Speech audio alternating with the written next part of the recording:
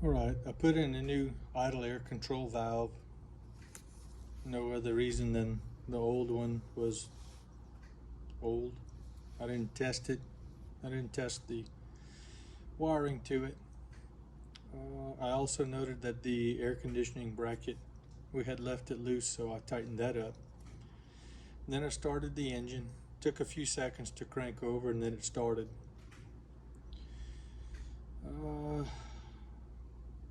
I disconnected the pickup coil bypass wire, which is a black and tan wire from the ECM that goes to the distributor cap.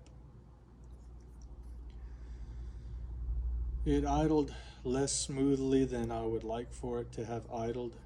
The vacuum needle was usually around 20 to 21 inches of mercury, and then it would drop to 19 every 20 seconds or so, but not exactly every 20 seconds and not every 20, but almost every 20 seconds. I looked at the mark on the harmonic balancer and the mark on the timing cover, and they weren't even close to each other.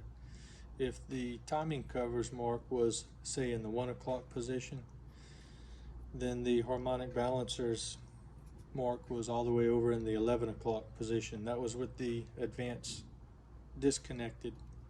When I reconnected it, it was even further off. It was more like the harmonic balancer was about 10 o'clock, and you know where the other mark is located. At this point, I noticed that the vacuum gauge was giving me between 18 and 20 inches, and the idle was even rougher. Moving on. So the timing was off considerably. I know that when you turn the distributor clockwise, it advances the spark timing relative to the movement of the pistons. When you turn it clockwise, it retards the timing with respect to top dead center, etc. And you can see this by comparing those marks as we talked about. So was the timing too advanced or too retarded? I thought it was too advanced.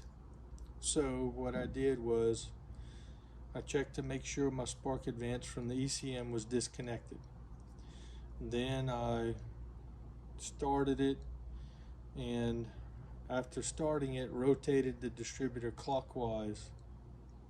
After doing that, I got my timing light to see where the mark on the harmonic balancer was, and it was closer to the 0 mark, which was the 1 o'clock position. It was more like 11:30 again. I moved it a little bit more clockwise, and the mark got closer each time I checked with my timing light until it was sitting inside the large V of the timing mark on the timing cover. Once again, this was with the ECM advance disconnected from the distributor.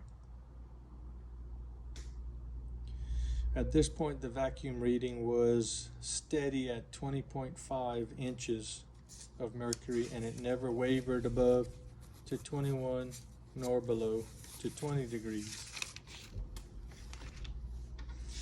Then I retarded the timing a little bit more, and it came, like I said, exactly even with the large V.